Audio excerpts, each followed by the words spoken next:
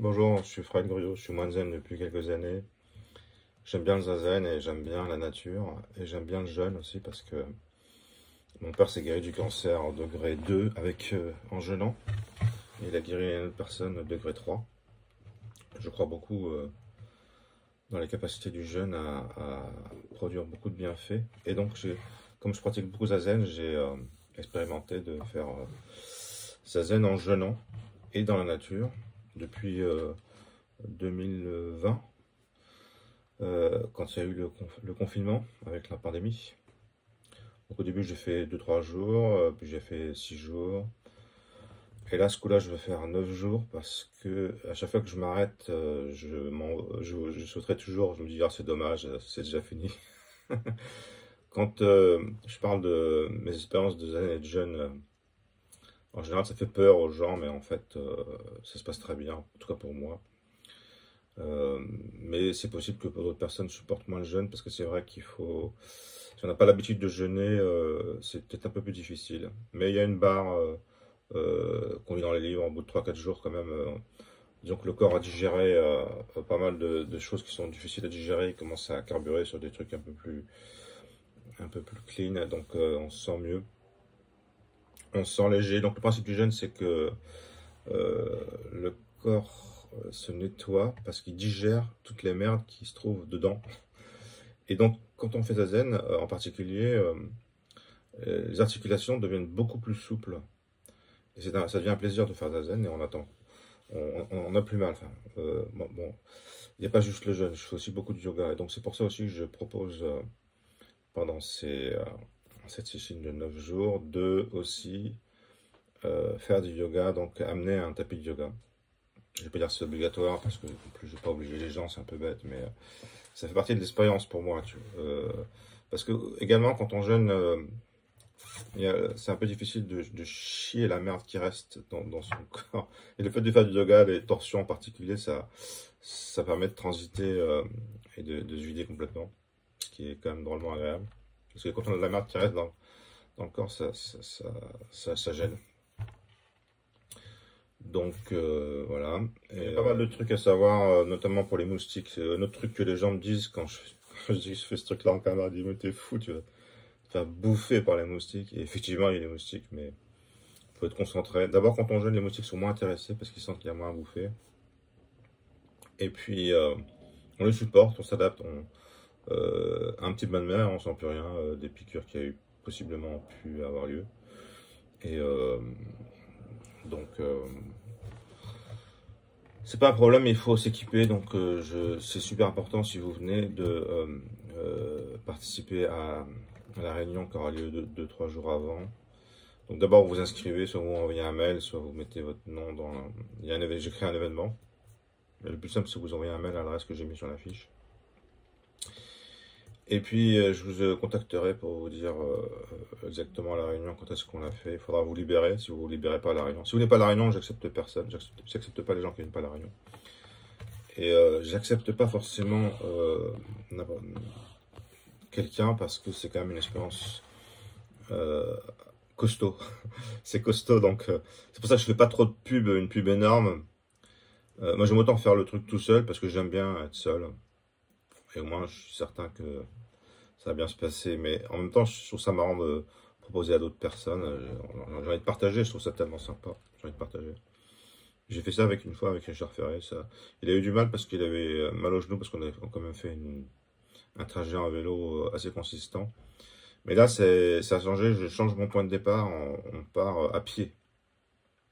Donc, ça va être moins éprouvant, je pense. Donc pour les moustiques, il faut un matériel spécial. Il faut en fait avoir 2 couches et les 2 couches qui bougent par rapport à l'autre. Comme ça, si le moustique veut piquer à travers la première couche, eh ben, la deuxième couche va le virer parce que son dard va être pris entre 2 couches. Et ça va déchirer le dard, quoi. Donc avec 2 couches, on est complètement peinard. Donc il faut un bonnet, une capuche, un foulard autour du cou, d'accord, un t-shirt et un vêtement à capuche. Donc 2 couches pour la tête et le cou, ce sont des zones super importantes pour pas être piqué par les moustiques, mais aussi sur le corps et aussi sur les jambes, c'est-à-dire que j'ai souvent en fait un caleçon long, même en été, avec un pantalon super léger au-dessus, pour avoir toujours ce même principe de 2 couches qui évite que les moustiques piquent à travers. Alors, on pourrait penser que ça fait très chaud, surtout ces étés-là où on a 35 degrés. Mais en fait, quand on jeûne, on a beaucoup moins chaud parce que en fait, le corps est content de choper de l'énergie du soleil et on n'est pas en train de suer, bizarrement. Pas les premiers jours, mais au bout de 3-4 jours, c'est comme ça en fait. On laisse les voitures à un point précis que je vous indiquerai à la réunion, qui se trouve effectivement à Pinfourcade. Une espèce de cours près d'un grand bâtiment. Éventuellement, je mets un mot dans la bagnole. Si la voiture vous dérange, mettez un SMS comme ça. J'évite que des ennuis. Donc, si on a une seule tente et pour dormir et pour faire zazen, ça veut dire que si on est fatigué et qu'on veut se coucher, ben c'est pas possible pendant le zazen, malheureusement. Il faut sortir dans les moustiques et la chaleur et aller sur la plage près de la mer. L'endroit où ça a lieu, c'est une propriété privée, donc si jamais on se fait choper par le propriétaire, il va nous dire de partir, ce sera happy hand, un happy hand. Donc il faut faire super gaffe, faut pas le croiser. C'est pour ça que je préfère cette année, si j'invite un jour à plusieurs personnes, je préfère qu'on utilise une seule tente, le tipi, donc à la fois pour faire zazen et pour dormir. On va tous être dans le même tente, c'est comme 25 mètres carrés, il y a la place, mais les trucs qu'on amène comme le vélo et la rickshaw qui est une espèce d'énorme remorque, je vais les mettre sous une bâche qui est faite pour ça. Donc au niveau du programme, on a beaucoup de temps parce qu'on mange pas, on passe un temps de fou à faire à manger, à laver, la vaisselle, tout ça, donc tout ce temps-là devient libre. Mais quand même, je propose qu'on se lève à 5 h du matin. Pourquoi? Parce qu'on peut faire zazen à la fraîche. Quand même, il fait tellement chaud dans la tente que je fais zazen en maillot de bain. Et on le fera en maillot de bain des fois parce que je ne supporte pas d'avoir autre chose qu'un maillot de bain. Donc, à 5 h du matin, il n'y a pas de problème. On peut prendre son kessa, son kolomo. Et ensuite, après le zazen, à 6h30 du matin, pof, on fait une petite marche de un quart d'heure. Pour aller sur une énorme esplanade qui a été construite pour faire des mariages, des trucs par Le Sauvage, c'est un ranch qui est à côté où ils font des balades à cheval aussi, quoi. Ils ont construit une énorme terrasse, un truc de 200 mètres carrés, donc on a la place de faire du yoga là-dessus. Donc emmenez votre tapis de yoga, emmenez un tapis de yoga.